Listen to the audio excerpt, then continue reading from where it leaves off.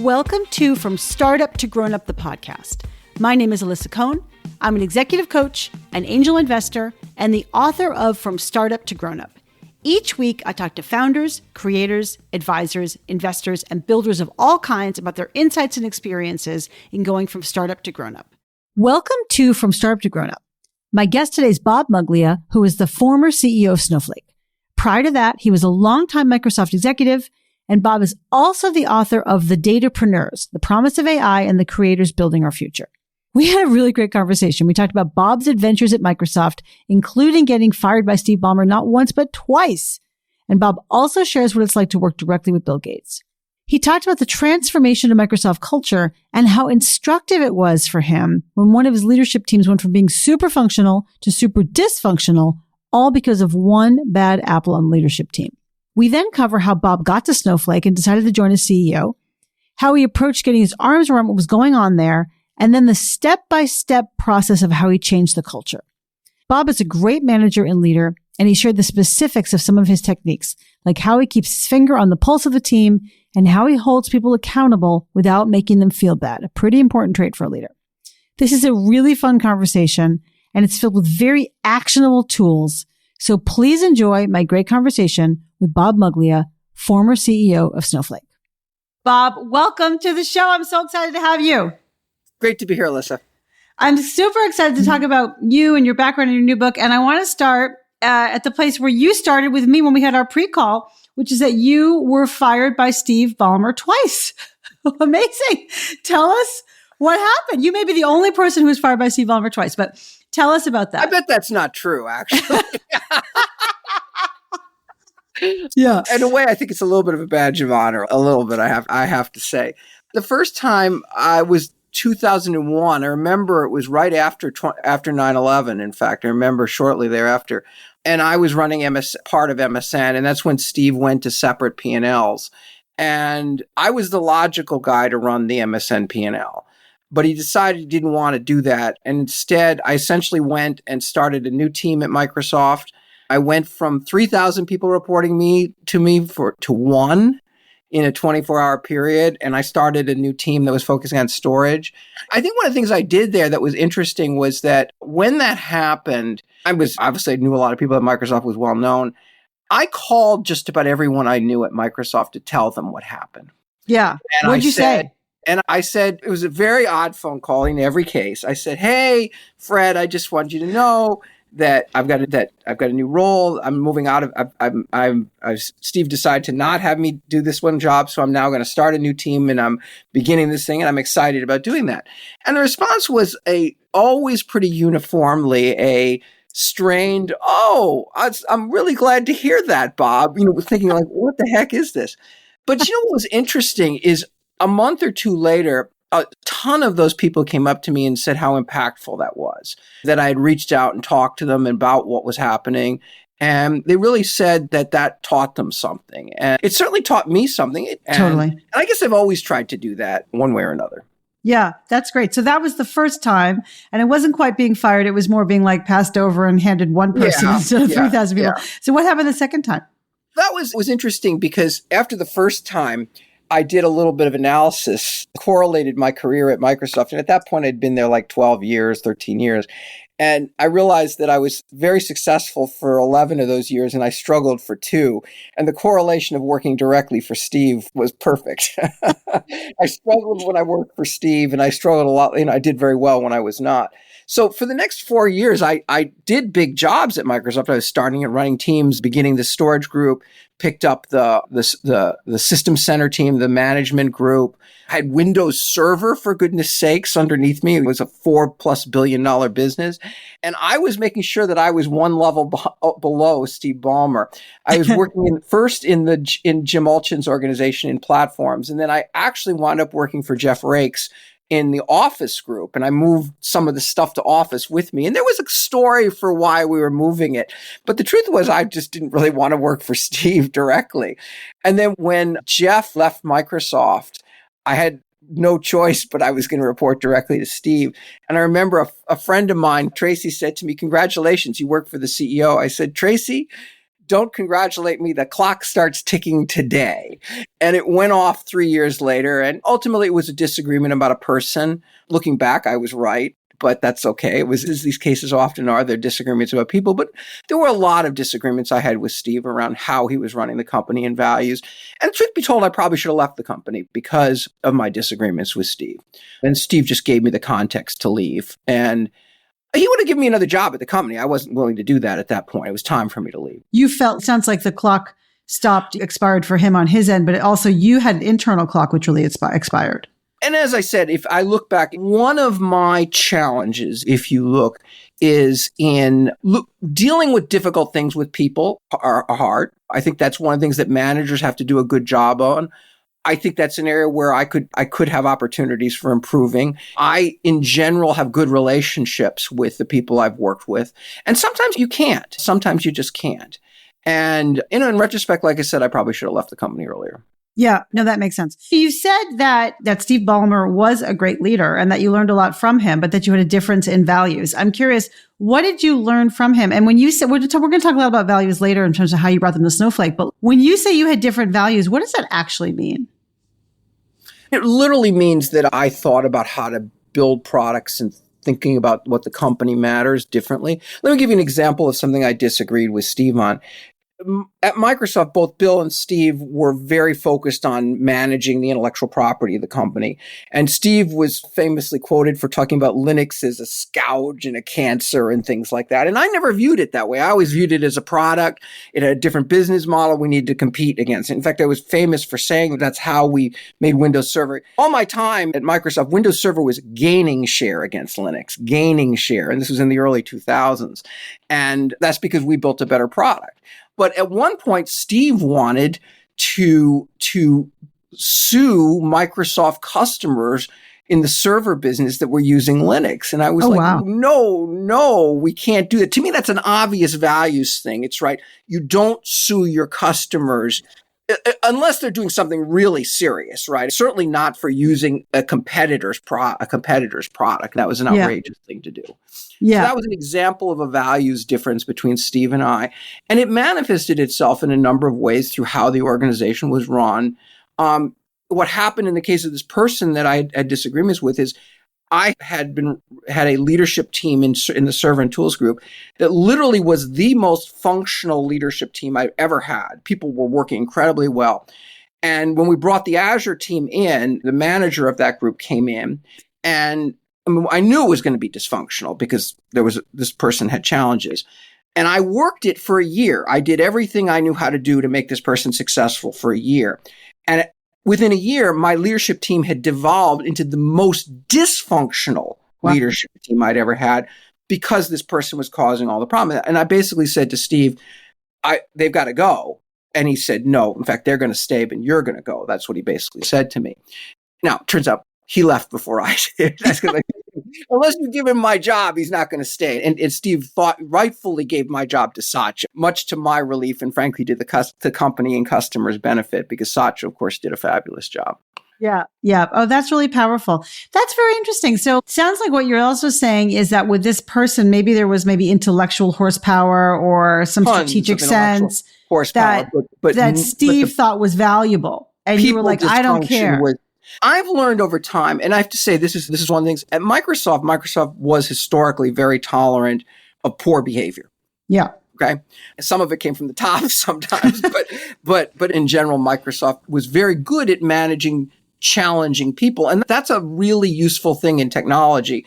Because frankly, there are a lot of challenging technology people. And the most brilliant people tend to be somewhat challenging. And I got pretty good at managing those folks. And at one point at Microsoft, I had over 22, I believe, of the most senior technical people. They called them technical fellows working for me. And most of them were super easy, or you could work with them. Occasionally, you had some really challenging things. But what I learned over time was that I can tolerate a fair amount from a brilliant technical contributor that is not directly managing people. They typically indirectly manage things, but they don't directly manage things. And there's some level, you can get over the top, but some level of bad behavior can be tolerated. from a general manager, I came to the conclusion that I cannot tolerate that. And that was an example in this particular case where Steve and I came to blows. Yeah. Because a general manager, a vice president, you cannot have operating in any way other than but with the highest level of integrity and to the benefit of the customer and the product and the company. Right. And to the people. What kinds of bad behavior do you mean? What kind of is tolerable bad behavior for technical experts who aren't managing people? And then what's not tolerable for a leader or a manager? I think it depends on how you interact with others and your style of interactions with others and the way are you working to resolve problems or are you creating problems? And again, a senior technical person, in my experience, and again, this can go all sorts of directions and any individual can be there.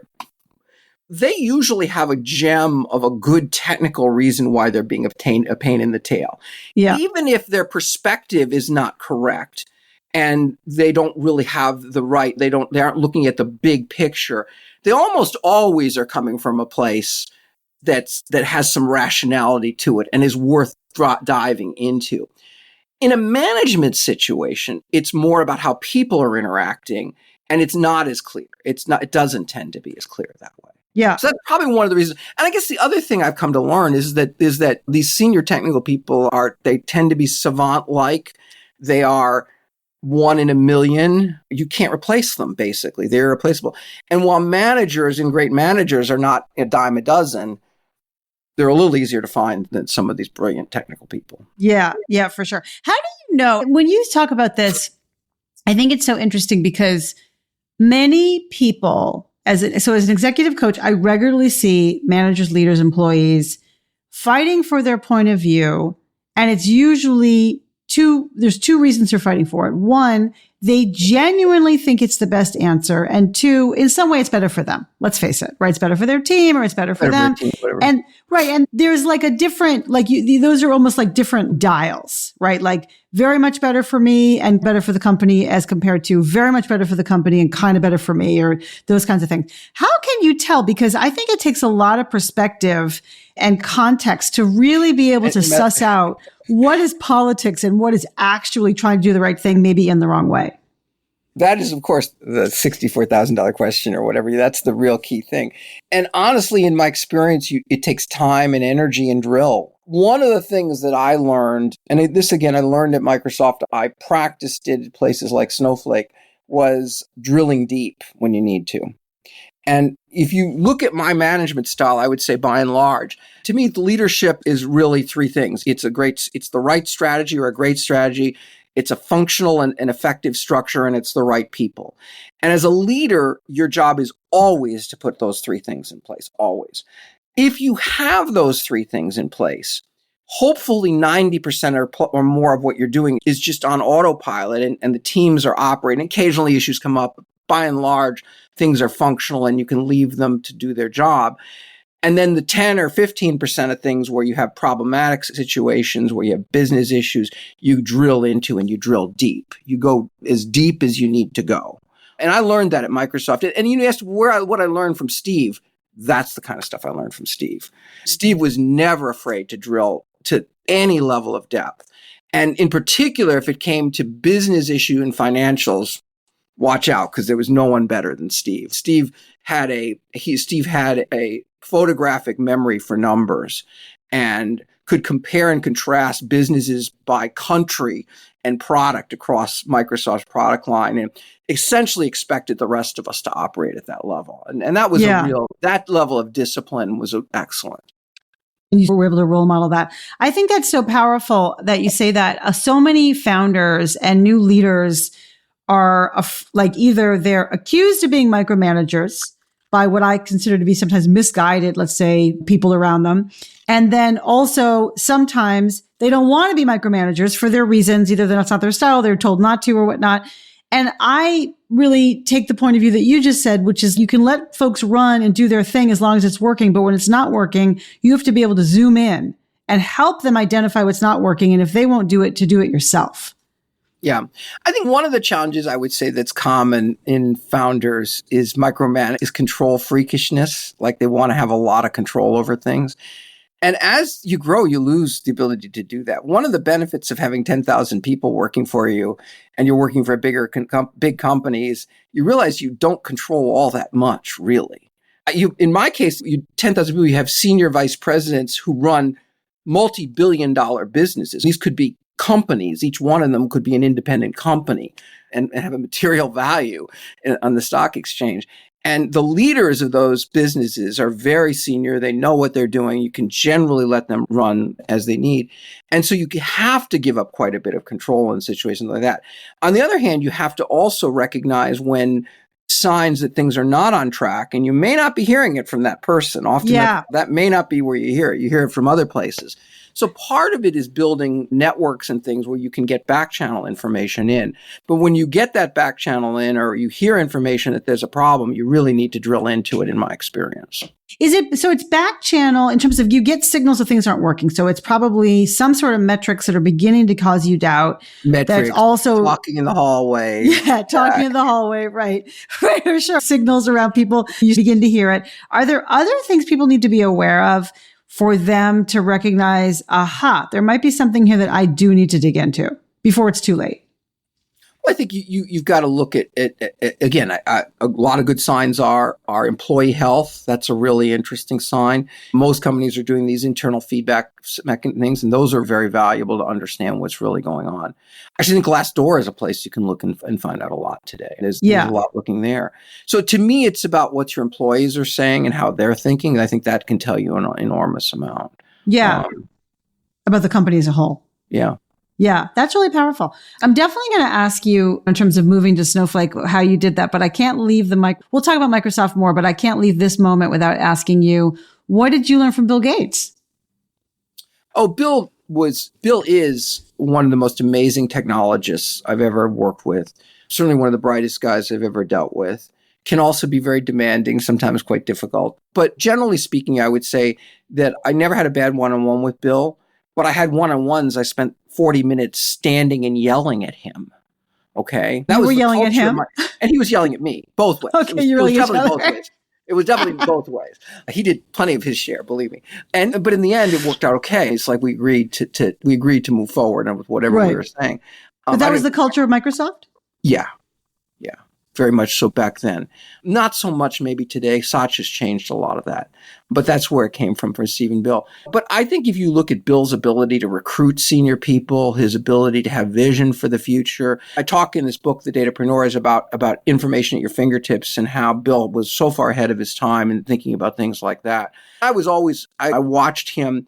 I watched how he moved the company very directly in 1995 and 1996 to face the internet issues. Eventually got us into a bit of trouble, but he turned the entire company. And that is something I learned from for sure, the way he managed to move the team forward. Bill was very good at moving people forward in a way to gain their agreement. Even though, like I say, his style was fairly combative. I'm much less combative in my style. Bill's quite combative in his style, sometimes to the extreme. But again, in a way that I think pushed people to do better work. So what's an example? Can you imitate how he would do that?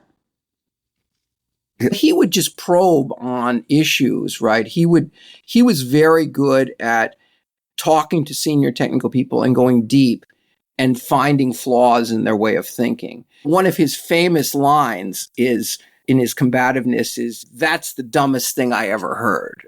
And he used it so many times that we were once at an offsite, and one of the brightest people I know, Edward Young, was up there talking about some topic, and Bill made the comment, and there was like 20 of us in the room. "That's the dumbest thing I ever heard." And all of us just broke out laughing because we'd heard it so many times. And Bill said, "I guess I used all my superlatives early in life," which is very much states the way it is, because he would make these very over the top statements. And eventually, if you took them, if you never heard it before, you'd be horrified. But if you're a Microsoft person, I got to the point where I would tell people, in particular, Bill had a rough period after the DOJ trial. He was still involved in the company. Steve was running the company. Bill was the chief software architect. And project reviews in 2004, Bill, were no fun at all. He was not in a good mood by and large. And what I always tell people is, look, the first 10 minutes is going to be miserable. He's just going to be difficult. but we got to get him to laugh. The way you get past this is you agree with him about something and then make some kind of joke about it, at which point he will laugh and you can change his demeanor and get him to be productive. And the goal would always be, how do you get the productive side out of him? Part of it is how you manage these people too. That is some of the wisest advice I've ever heard in my life. So tactical and so specific. And also you have to figure out what's someone's number. You've got to get someone's number to be able to your point, make them productive, to get the most out of them, not to manipulate them, but to get the most out of them in the situation. Because you want to hear his feedback, because he can provide really useful feedback. But if he's just in a bad mood and he's talking about stuff, you're not going to get much. This is no fun. So you left Microsoft. You realized your expert, your own internal clock recognized that you had to go, and you got some support on that. And you went to Juniper. And then you went to this little company, a 30-person company called Snowflake as the CEO. How did that happen? This was in 2013. I was leaving Juniper. I knew it was time to leave Juniper. And so I left Juniper. And I knew the cloud was the future of everything. In fact, I even talked to Meg Whitman about running HP's cloud. And I thought that was what they were doing. I think she's great and a lot of positive things. But HP's cloud, I couldn't see being successful. I just didn't see how it could succeed. And so I decided to do something in the cloud, and I really wanted to build something. What I learned at Juniper very clearly was that I was in there to fix a bunch of things. And I'd done a lot of fix-it at Microsoft too. And I came to the conclusion at Juniper that I really prefer to build things instead of fixing somebody else's mistakes, and see what you can do from the beginning. And that, in a way, is the most impactful things you can mostly do. Turning around big companies can be impactful, but creating something of import to the world is very impactful. And so I was looking for a small company that would have that impact. And when I met with Benoit and Terry and heard what they were doing at Snowflake. And they were the founders. They're the right? founders. Yeah. Benoit Dageville and Terry Kruns were two of the founders. Sheen Zakowski, there was also there, the third one. And when I realized they were building this SQL data warehouse in the cloud that would eliminate all these limits that had held back previous databases, I realized that if this was successful, it would make a very major impact in the world. And while it was too early to say that it would succeed, because there was no proof at that point, what they described to me, again, this is about going deep, right? I went deep with them, and what they described to me made total sense. And I thought it could work. And so it was a good bet. I thought it was a good bet. So I went that way. That's great. So they said, hey, come and be our CEO. Or you said, hey, I think I should be your CEO. Or like, how did they were looking for a CEO. How did it actually get, they were looking for a CEO. The structure, Snowflake was a Sutter company. It was founded by Sutter and those two founders. Mike Spicer, who was the founding VC, had been the initial CEO, but the plan was always to transition to an operational CEO. I see. Okay, great. So you were there for so the transition was really straightforward. That was an easy transition. Yeah.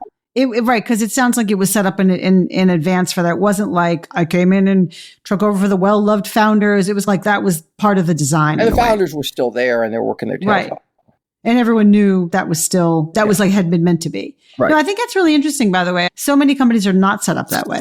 It's a good model. It has its pluses and minuses, but it's a good model. And it's worked in this case because the founders, neither of those founders had aspirations to be a CEO. Yeah. Yeah, that's great. So you came in again to this 30-person company and and by the way, I think $0 of revenue, literally zero. And you built it with the team over a 4-year period to a $3.5 billion company. Yeah, I got it a little before then. I left in 2019, and it's gone since then. The value of it was $3.5 billion. We were valued at that. We were valued at that. Yeah, we were valued at that. Actually, $4 billion. We're valued. Oh, excuse me, $4 billion. Bob, don't charge me for the extra $500 million. I got it. I love it. Tell us your playbook. How did you, when you walked in those first days, how did you think about gaining traction? How did you thinking about you figuring out what was going on? Like, how did you get started? I think part of it was really understanding the culture of the company and taking a little time to understand that culture. Part of it was really looking at what they were doing right and then trying to understand where there were challenges and where I could add value. Immediately, I came in and we had our head of sales, Chris Degnan, who's still running sales at Snowflake, which is remarkable. Chris has hired every single salesperson that the company has ever had was hired That's under Chris incredible. Degnan, which is really incredible to go Very from unusual. 0 to a couple billion in revenue and have one leader do that is remarkable. In fact, there was a point where the board tried to told me it was time to remove Chris and replace him with someone. And I went through a multi-month process of working with the board to understand what they were expectations for a chief revenue officer was. And I kept saying, I don't know what Chris is not doing. And he's never missed a number. And anyway, their big deal was, could he hire? And I think that was the right question for the board to ask was, is he able to hire senior people? Chris turns out to be the best recruiter I've ever seen. So the answer to that was yes. And so he passed that test. Remarkably, he's passed all of Frank's tests too. And like I say, he's still there. Yeah, incredible. So he's a good guy. And that's one of the decisions I'm most proud of is really going up against the board and saying, no, we really should keep Chris Degnan in this role. And I think that was clearly the right decision in retrospect. But when I joined Snowflake, I was looking and trying to understand what was going on in this small company. We were still trying to build our first product that was generally available. As I said, we had zero revenue. One of the first things was to work with the sales team to understand how they were selling the product. What did you do? Did you actually go on calls with them? Did you ask them to walk you through their process? I did tons of calls. I did so many customer calls. I can't even count how many customer calls I did. Yeah. And I always had a salesperson with me, without exception, except when a customer wanted a one-on-one with me for some reason. There was always a salesperson in the room so that and as I said to every sales, and you want to know what I learned from Steve? Steve always used to say, when I go out on a sales call, I'm working for the salesperson and I have a quota. Tell me what my quota of the day is. What am I supposed to accomplish for you? And I love that. I love that. And so I would always say, when I would talk to salesperson, I'm working for you. What do you want me to do today? What's my quota for today? That's amazing. And you learned a ton from talking to them. My favorite thing was flying to Illinois or something, or Atlanta, and getting in the car with the salesperson and as you go on customer visits. It's even more fun in Texas when you get in the truck and there's these pickup trucks they're pretty jazzed up.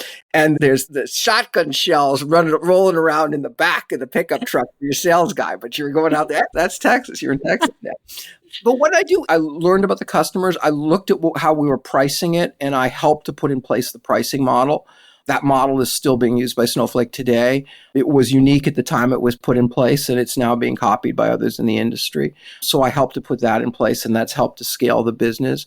Our first couple of deals were not structured that way, but everything subsequent was, and we were able to convert them. And then the other thing I did is I watched how the developers were building the product, and they would run through these milestones of every couple of months. And they ran a couple of those, and I watched. And they would say, this is what they were going to accomplish during the period. And mostly they didn't accomplish what they said they were going to accomplish. They did some other things, but not what they said.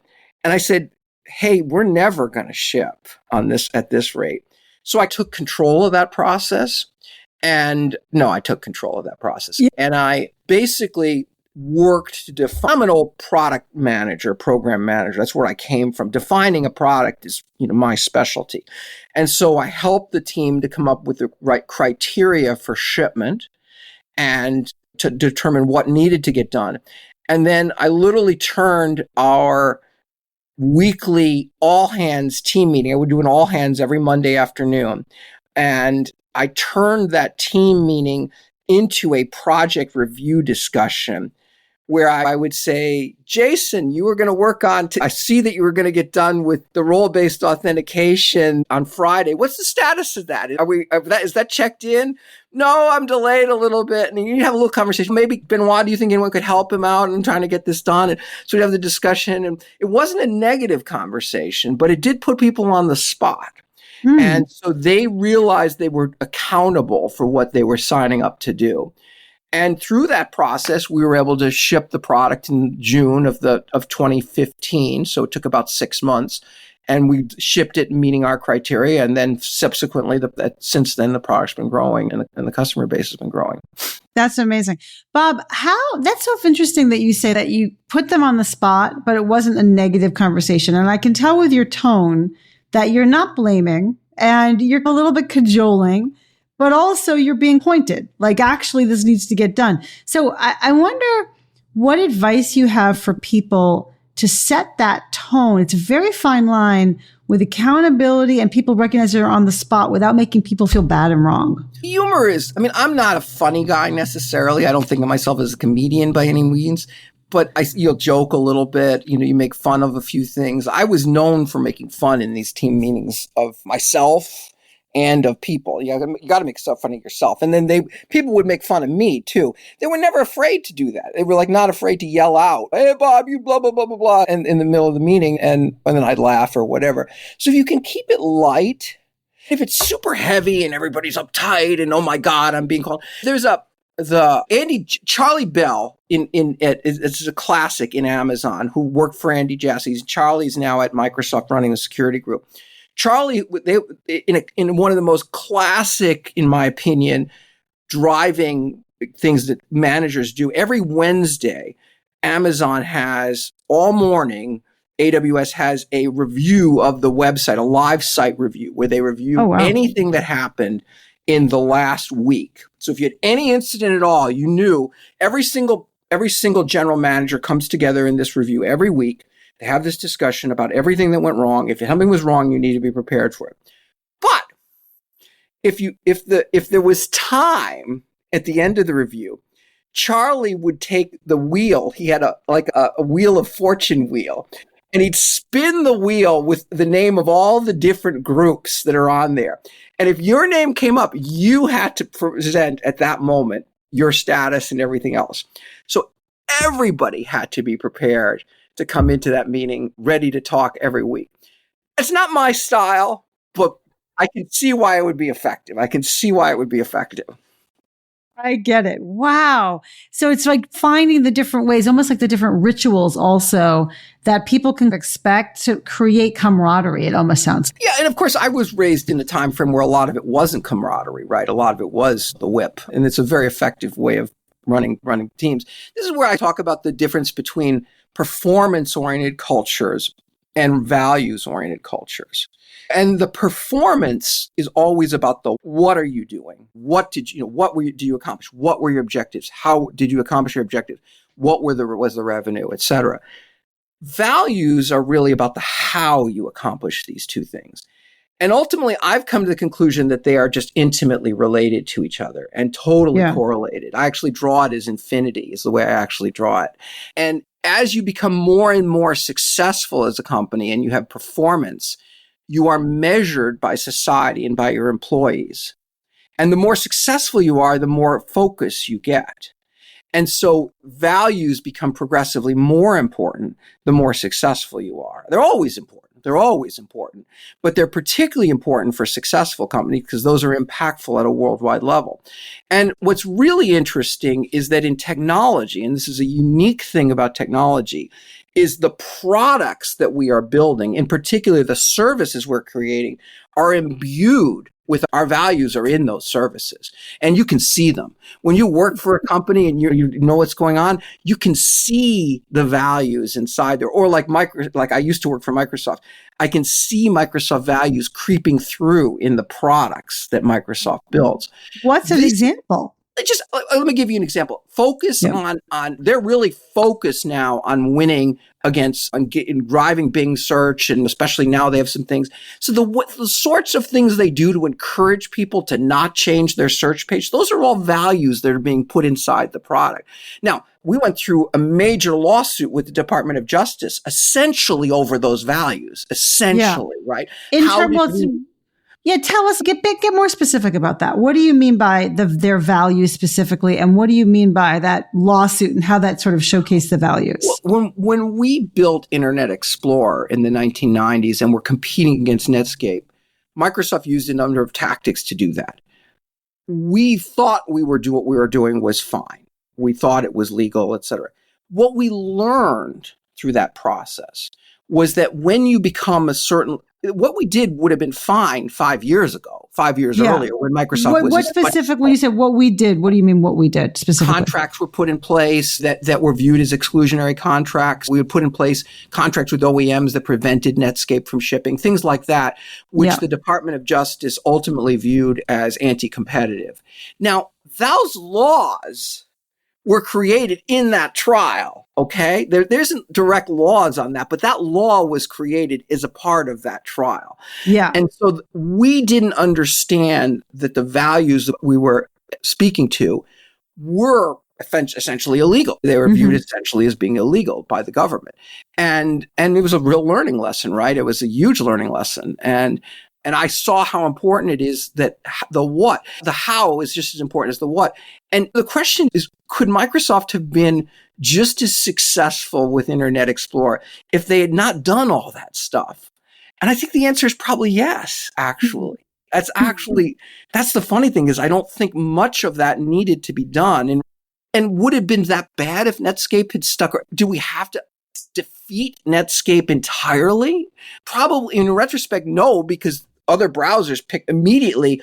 As soon as Netscape went down, WebKit came up and we had have all kinds of different solutions that are available. But Google ultimately took over really with their Chrome browser. And Microsoft kind of let that happen. So again, these come back to values and how you're actually operating on things. So in that case, because we think of values as a little bit like integrity and collaboration and teamwork. So what are Microsoft values here that you're talking to, like kill the competition or like cutthroat? Like, what do you mean? There was no value at Microsoft. We got to kill the competition. But that was the posture. That was the posture. Like win at all costs. And in the 1990s, and I think important lessons were learned. Microsoft's not that way today. It's not that way at all. It's totally learned the lesson. And Satya, between Brad Smith, who's the president who has helped to dig Microsoft out of all of these situations. He was the former general counsel. Now he's president there.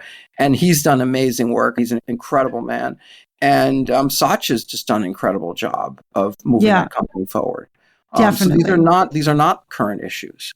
For sure. And so when you went into Snowflake and did you think through what are the values we need to embody to help us win, right? To build the business. And did they change over time? Like, how did you think about that process?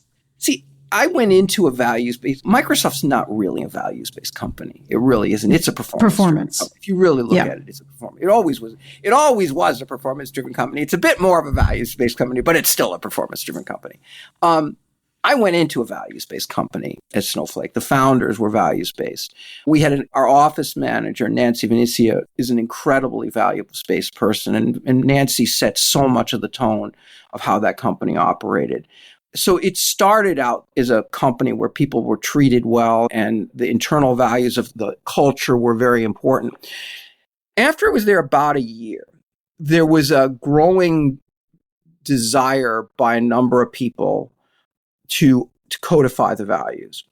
And I was super supportive of this. It actually was driven out of our engineering team. Some of the most senior engineering people, who are still there, by the way, were some of the initial drivers of this. But we went through a process that was a multi-month process that ultimately involved every group in the company that contributed to create the initial 7 values of Snowflake. And then a year later, we added an 8th value. We decided we missed, we weren't as clear on one area, which is the diversity sort of area. And so we added an 8th value, which is embrace each other's differences. And the thing is that those values are the way the company is lived. And you can always tell, in my experience, there's a couple signs about a values-based company. My first sign is their values are on the website. Not on the website, they're not a values-based company, period. Yeah. End of conversation. I mean, unless they're very early in their development and they just haven't posted it yet. But even if they are on the website, most companies aren't values-based companies, really. You can tell if a company is values-based if the people inside the company talk about the values. And in particular, if the people think about the values as they make decisions. One of the best examples of this is Amazon. And I don't love everything about Amazon's values. I'll start by saying that. But that's a values-based company. And Amazon has the leadership principles that Jeff wrote, which are darn good. They're very good. And people live by those leadership principles in Amazon. Similarly, people at Snowflake live by the Snowflake values. So what did that, I guess I'm just curious, why did people say we need to codify our values? Actually, I'm going to back up and ask you even a different question first. When you talk about values-based company, and I came into as a values-based company, and the office manager was very values-based, it feels like you're talking about the values of we like and respect each other. like we're nice to each other. We appreciate humanity because kind of the way you talk about it, it's a good thing versus a bad thing. People are treated well. And I'm just curious if what are the other elements you came into like originally that were values based? So like an example that Snowflake's first values is put our customers first. Mm-hmm. And the first line of that says we only succeed when our customers succeed, which is just true. Mm-hmm. Which is just true because Snowflake doesn't make money unless the customers are using the product.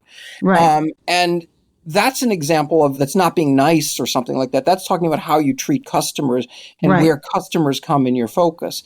And again, this one, I take some credit for this one. Also, Chris Degnan was very strong on this. But I learned this one directly from Jeff Bezos because he is a customer-based guy. I got to say that he is customer-focused. And he means it when he says it. And you can see it in 1,000 ways of what he's done. And we sought to build a company that was like that. Yeah. So that was a case where we sought to do that.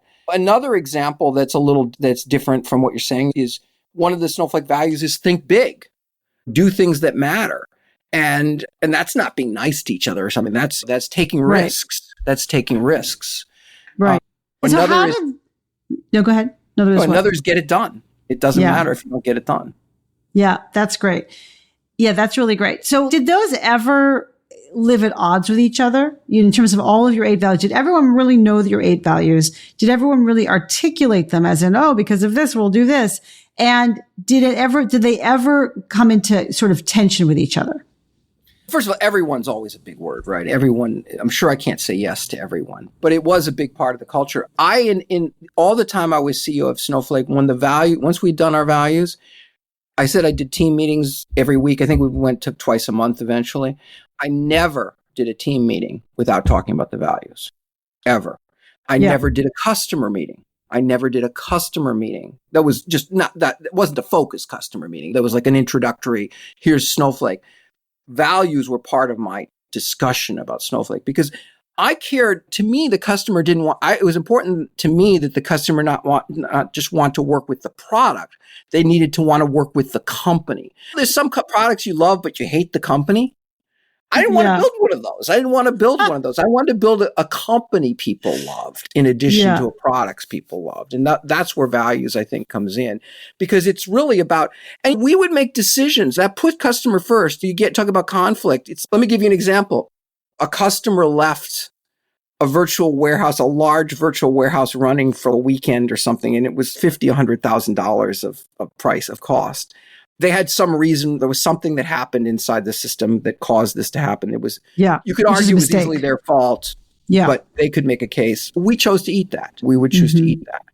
And that's an example of putting customer first. Another example of a company that I look to companies that I admire. Amazon's one. The other one that I always talk about when I think about putting customers first is Nordstrom. Nordstrom is the only company I know where you can buy a pair of jeans and wear them for a year and have a hole in them and return them and they'll take them back. Whether that's sensible or not, I don't know, but they will do it. And that's about putting the customer first. And then people tell stories about it over and over again. That's right. So then it builds the brand. That's amazing. So what else did you have to really think about as you scaled Snowflake? It was 30 people when you got there. When you left, how many people was it? 1,200, 1,300. That's a lot of people. So like what USC 3x in 1 year. That was crazy. Yeah. I can imagine. Growing 3x from like 30 to 90 is tough, but growing 3x from 400 to 1,200 is really hard. I felt like really hard. I felt like I was in a hurricane. Literally, it's just every day there was new people coming in every day. You didn't know these people, and things were growing so fast. And the hardest part was scaling. Here's the thing that happens is when you have a hyper growth, most companies don't have that kind of hyper growth. It's very unusual for a company to grow as fast as Snowflake grew. When you have that kind of hyper growth, everything breaks. Right. Everything. What? Specifically what? Let's start with people. Yeah. People break because what happens is you have somebody in a role and they're quite competent and effective in the role when you hired them. But now 18 months later, the role is different and they're still in it and they haven't scaled. The role scaled. What happened is most people can scale like this. They scale. Yeah. Like linear, like slowly. Incremental. If you scale like that, you got that delta. And so we very frequently had to take people and say, it's time, you can stay at the company, but you're not going to be able to you're not going to be a leader of this organization anymore because we need somebody who has the capability of doing a lot more. But everything else breaks. The system broke all the time. I always used to say that the service, that Snowflake was made up of a combination of silicon and carbon. And I never could quite tell where the silicon ended and the carbon began because the service is alive. Yeah. Okay. Services have their own life of their own. Customers are constantly doing things. Stuff's happening. Things are going wrong all the time. Things are breaking. Underneath you, subsystems break that you don't even control. And then things you write break all the time. And so you're constantly running to keep up with it. And I used to talk about in the case of customers, like there's a pack of dogs chasing us and we have to stay ahead because otherwise you just get trampled. And we were never very far ahead. So everything breaks that way. The other part that breaks is all of your business systems break. And here, I think we're in a very fortunate sense in that we have these SaaS systems, and any new company is going to be built on SaaS. It's crazy to do anything other than that. To your HR system, your sales customer system, your business, all your different systems, your ERP system, et cetera. We stayed on QuickBooks way too long. So that was an example. It's easy to stay on QuickBooks until it becomes a real problem. And we got there. It took us a while to get some of these systems in place. And that's a huge part of what you're trying to do is scale your systems. Yeah. Oh my God. And scale your people and also hire that many people in a consistently quality way. You hire that many people that fast, your probability of making mistakes is quite a bit higher. Yeah, for sure. So you are in the hurricane and you're leading the hurricane, right? You're the CEO of this hurricane. How did you discern there's so many fires around you. What fires you're prepared to let burn? What fires you're like, this is a disaster fire. I need to trench this out. I mean, I guess I've gotten pretty good at that at some level over time, understanding. And partly it is you listen to volume because you're hearing it from your people, and the volume quickly it determines it. If 10 people are screaming at you about something, you probably is something you need to focus on. I always tried to focus on the systemic problems that were long-term that needed it to be addressed, transitional sorts of investments that you needed to make, and whether it was in securing your system or scaling your system or moving to incorporating some new capability. Transitioning off of QuickBooks is a big thing. Anyone transitioning in your business system, that your CEO is probably going to get involved in that, something like that. Focusing on things like that. A lot was scaling the people and helping people to scale, and then hiring people to bring in people that can achieve that level of scale, that have experience at scaling from instead of going from 0 to 1, you're going from 1 to 3 or whatever. You're to that next stage. So a lot of it's that, and then looking at where there are people conflict issues and managing the people conflict. Like, how did you figure that out? People told you. Yeah. When somebody says there's a problem with somebody, in my experience, you have to surround that issue and come at it from every direction. Certainly HR plays a role, and management plays a role, but that's not enough. You need to really look at it and talk to a number of people. Quite often, you get conflict between organizations and senior leaders, and the first indication of what's wrong is not necessarily the real issue. If somebody says it's Fred is messing up or Mary's messing up, maybe, but maybe not. So can you give an example? And sometimes it's really interesting. I'll give you an example from way early on, which is I remember this vividly. When I had taken over, this is 1995, I had taken over the developer tools group at Microsoft, and it's interesting back then, the C+ team and the Visual Basic team, which were the two big dogs in the developer tools group, they were fighting each other. They hated each other. They were just at each other's throat. And I remember I went to my boss, Paul Moritz, who ultimately was the CEO of VMware, and an incredible guy. And I said to Paul, I think I need to fire one of these guys. And he said to me, you may need to fire both of them. And in fact, that's what we eventually did. I had to remove both of those people, put different people in those roles. And then we built Visual Studio from that. Yeah. Visual Studio was the result. That literally came out that year. We were able to create Visual Studio. Ultimately, .NET became the centerpiece anchor of it. That was before .NET. But essentially, by taking out the content contagion, I don't know how to say that, of the senior leaders that were fighting, the teams were able to work together and find ways to begin to build a cohesive product that of course, was very important to Microsoft in the long run. Totally. That's interesting. So it sounds like you're really just saying you have to get personally involved and you have to really listen to the people around to try to do the diligence to figure out what's going on around here. I think so. I had a similar situation in some of the companies I'm on the board of, and I've told them, the CEO, you got to dig in. Just got to dig in. Yeah. Got to dig in. Totally.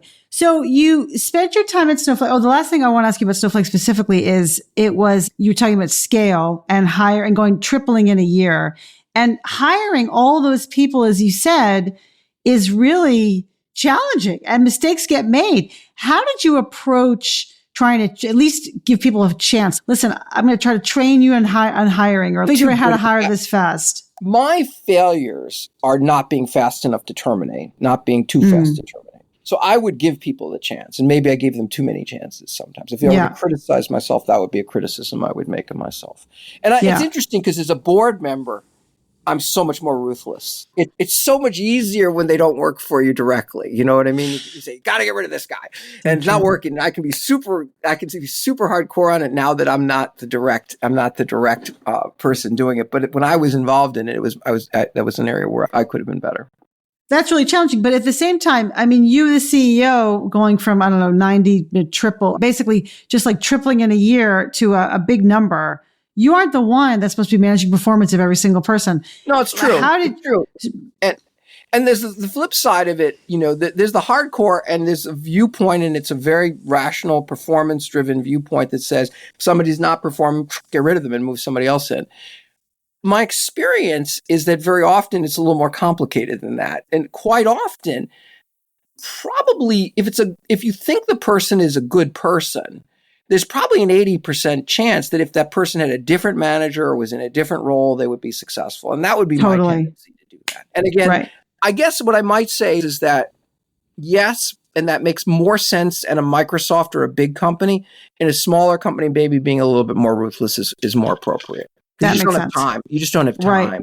Totally. You've hired a lot of people and you've supervised the hiring of a lot of people. What advice do you have for founders and other leaders about hiring people?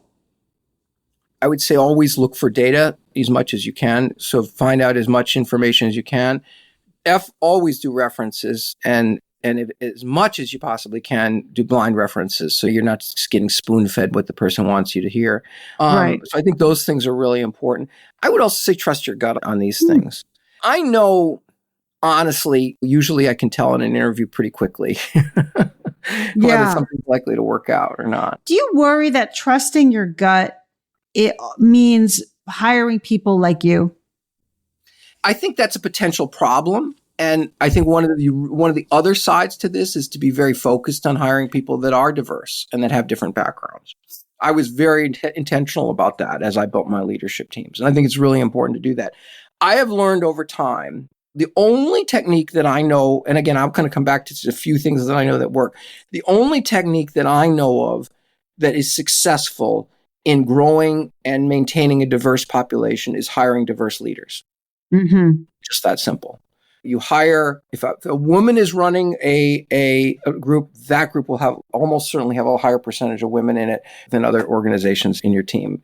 And likewise with people of color and things.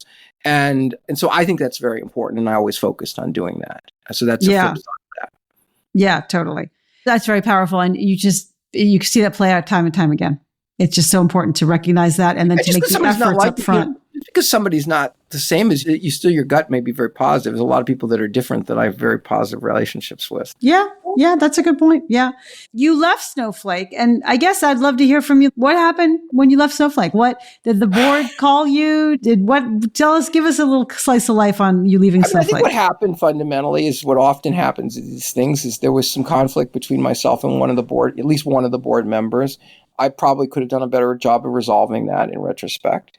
And I think the board also saw that Snowflake had this attribute that it was literally the most valuable company in most of the VC's portfolio. So they were very focused on it. And the board thought they had the opportunity to have an explosive, super successful IPO. And they were close to Frank. They had a relationship with the current CEO, and they were able to bring him on board. I think they made the decision to do that. I think that's pretty much the whole story. It wasn't an easy transition. I'll say that. That was a tough one. That was a tough transition. But ultimately, I'm glad the company's doing really well. I stay very close to the people I work with at the company. I literally just got off a call with the head of security at Snowflake, Mario, who I had brought on board early, and we're talking about the growth of the company and what he experienced in 2014 and 2015. And now, of course, he has 120 people working for him now in the security group. And it's just, oh my gosh, that's crazy. So it's great to see that the company's continued to go on and succeed. And I continue to support it. Yeah, that's great. And Bob, I appreciate that you're so honest about, hey man, that was hard. That was hard for me. Oh, that was hard. And that was hard. Yeah. And what were the first 6 months or a year like after that? I'd say the first week was really difficult what was hard is like when I hit the transition with Steve, it wasn't a surprise. Okay. This was a surprise. I was honestly stunned. And that was what really took me, because it's like all of a sudden everything changed for me. And getting through that and understanding that was somewhat difficult. I'd say it took 6 months. I think it took 6 months of me understanding and thinking that through before I was really ready to do something else. And I decided that I didn't want to do another operational role. For a variety of personal reasons, I want to stay close to home. And now I'm focusing on helping a bunch of different companies be successful in the data space. And that's quite rewarding as well. Yeah. And also starting a literary career with your new book, Datapreneurs. My one book. I think it'll be a short career.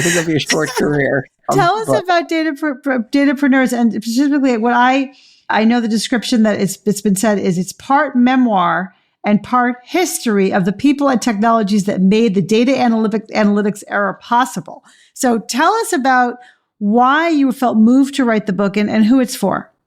Yeah, so I just felt like I had something to say, to be honest with you. I felt like there was information I had in my head that would be useful for people to hear. And I wanted to figure out how was the best format to try and put that down. I started working with my co-writer, Steve Ham, a couple of years ago, almost 2 years ago now. And we did our first couple of sessions, we just talked. And coming into this, Steve said, hey, I think there's enough here to put a book together.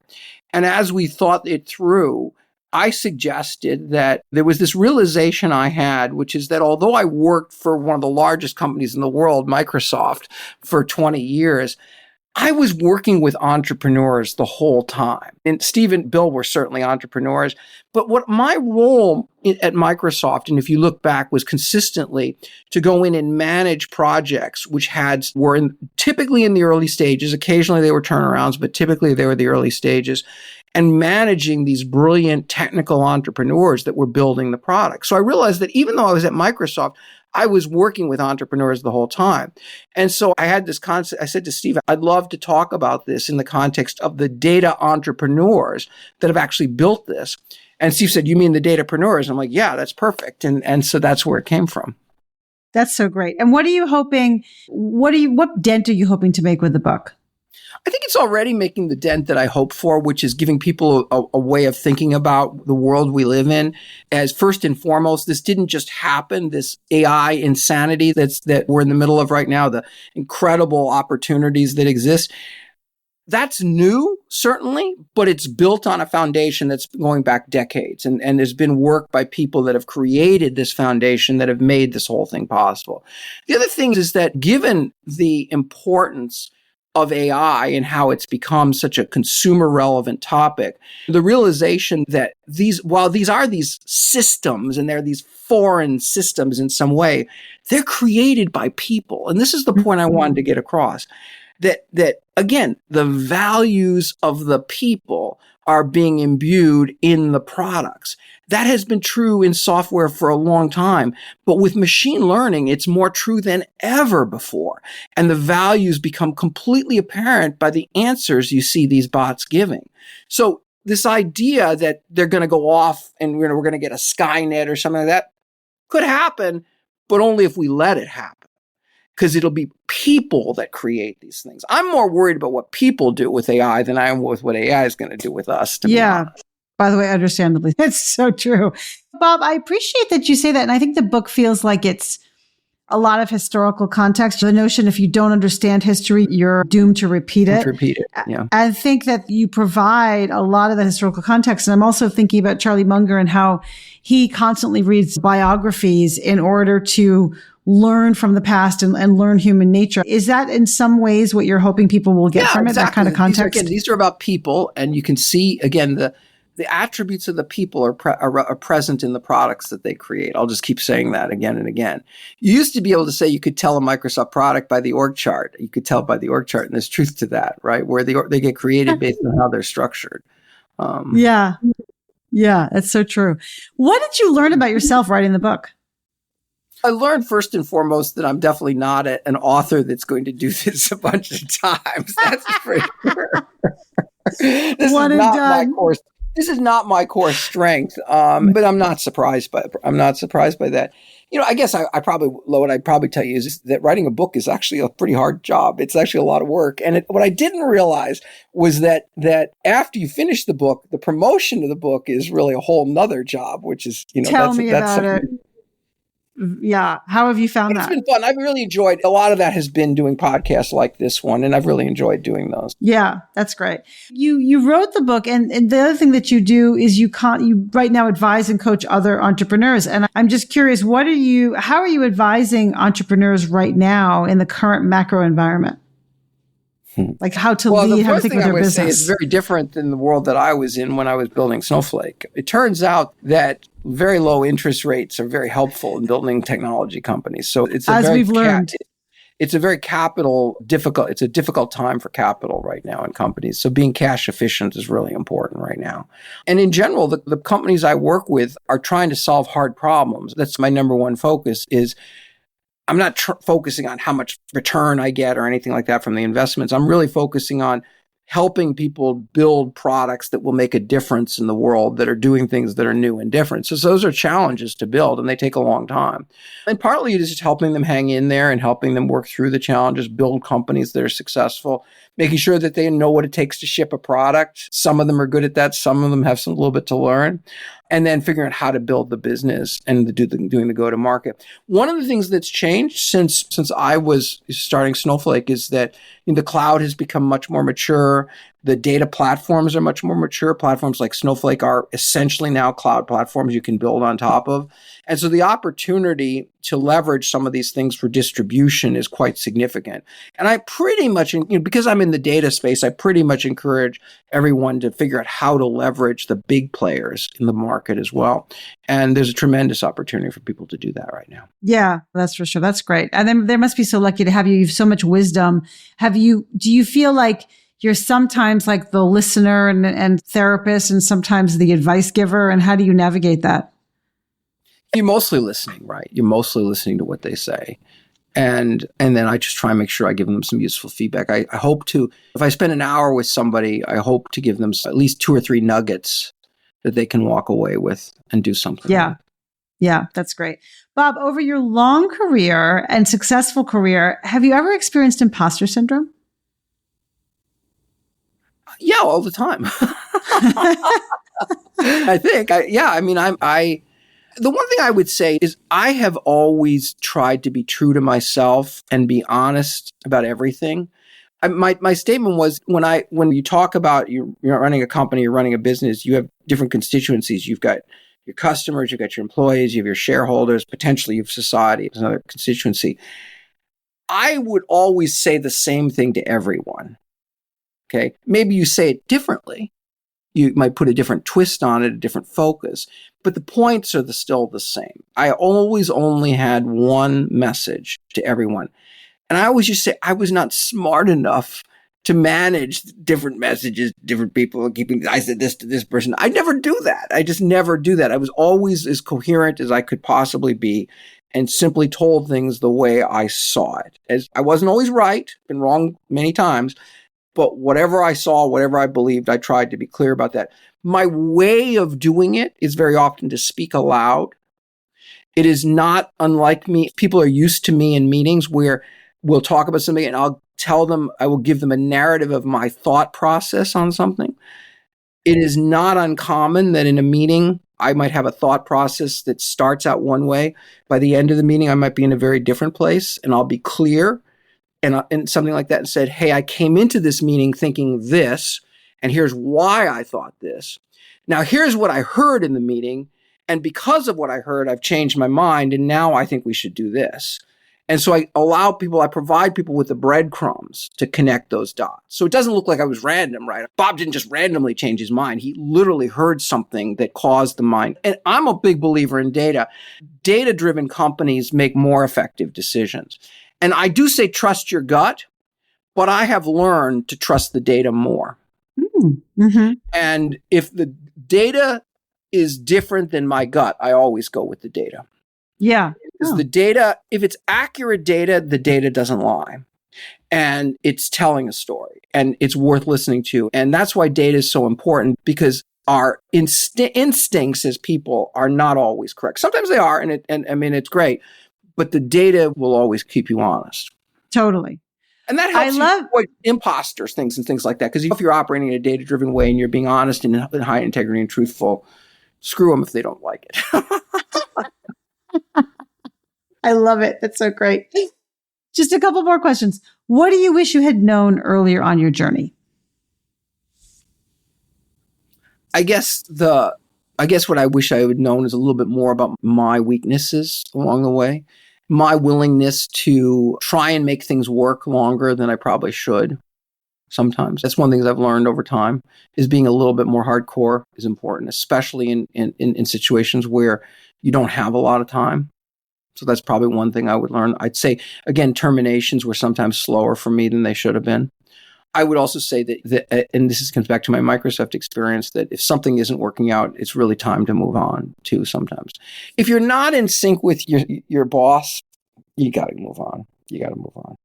Yeah. Yeah. So true. And last question, what advice do you have for founders as they embark on their journeys to grow into leaders? Focus on what your passion is first and foremost. Do something that you think that you're passionate about and things that really matter, and find people who share that passion and have the capabilities, that have all the capabilities that are needed to deliver it. I don't know how with these small companies to build them if they're not in some kind of mission-based way.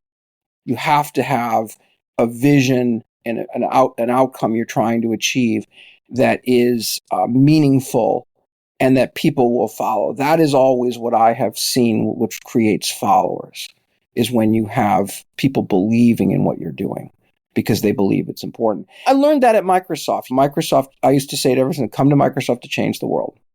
You want to change the world? 1992, come to Microsoft. It's the place to change the world. It was true. I mean, the technology world moved from the center of the technology world moved from Silicon Valley to Redmond, Washington for about 10 years in the 90s. It's back squarely I'd center it in Palo Alto, California, but in general, the technology world is much bigger now than it ever was before. But you've got to, but the thing is, Microsoft always had that passion for doing something that mattered. And they still do. Yep. Beautiful. Bob, you have a lot of passion, and it was so great to talk to you. I really enjoyed it. Everybody should go get the book, Datapreneurs. It is a fascinating read, not just for datapreneurs, for everybody who wants to understand the historical context. So thanks so much for joining me today. Great. It's great to talk to us. Thanks for listening to From Startup to Grown Up. If you like what you heard, give it a review on Apple Podcasts so other people can find it. And if you know of a founder or someone else who is meant to be on this podcast, drop me a line through my website, alyssacohn.com.